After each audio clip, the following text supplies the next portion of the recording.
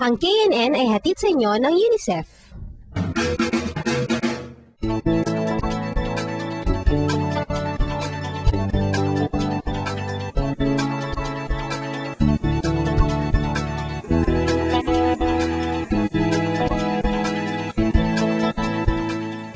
Itong Quezon City Memorial Circle, ang plaza sa unang naming report ay pinanggalan din sa isang dating pangulo ng bansa. Ang tinutukoy naming lugar ay ang Rojas City Plaza sa Capiz. Siguro ay nagkaka kayo, ba't naman namin ginawa ng report ito? Di ba halos lahat naman ng bayan sa Pilipinas may kanya-kanya mga plaza? Nakikita natin sa ulat ng Capiz Bureau kung paano ang isang lugar na tinuturing nating pangkaraniwan ay maaaring maging napaka-importante sa buhay ng mga mamamayan.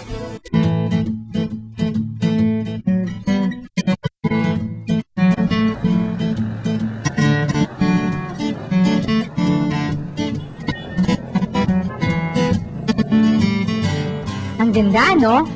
Europa ang dating. Pero, dito yan sa amin. Yan ang public plaza namin dito sa Rojas City. Sa mga nagdaang taoy, kapansin-pansin ang mga ipinagbago ng aming public plaza. Dati, para isang malawak na bakanting lugar lang ito. Isang lugar na di masyadong pinapasyalan ng mga tao. Ngayon, nagkaroon ng tiles. Dumami ang mga upuan at nagkaroon ng maraming halaman sa paligid. Maging ang tabing ilog ay unti-unti na rin pinapaganda sa pamamagitan ng pagtatanim ng bougainvilleas at paglalagay ng mga railing sa gilid.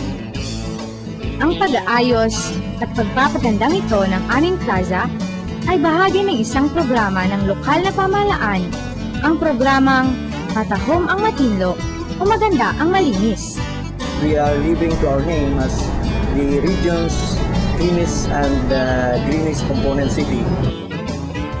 Dagdag pa sa kagandahan ng aming plaza, ang iba't ibang historical landmarks na makikita rito tulad ng monumento ng dating Pangulong Manuel Rojas, Rojas City Bandstand, at ang museum na nakabahay sa dati isa lamang malaking tangke ng tubig.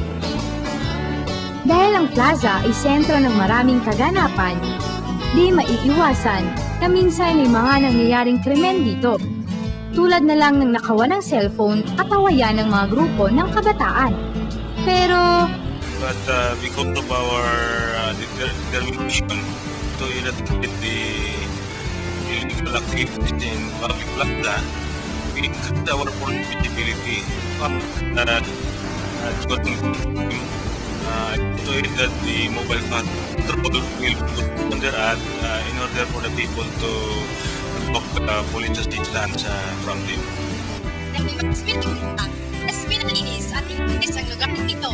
Naging paborito itong pasyalan at tampilan ng mga mamamayan. Diyan ko rito kasi magaganda yung mga tatawin sa paligid. At another is sa school namin. So, feeling ko mas safe ako dito.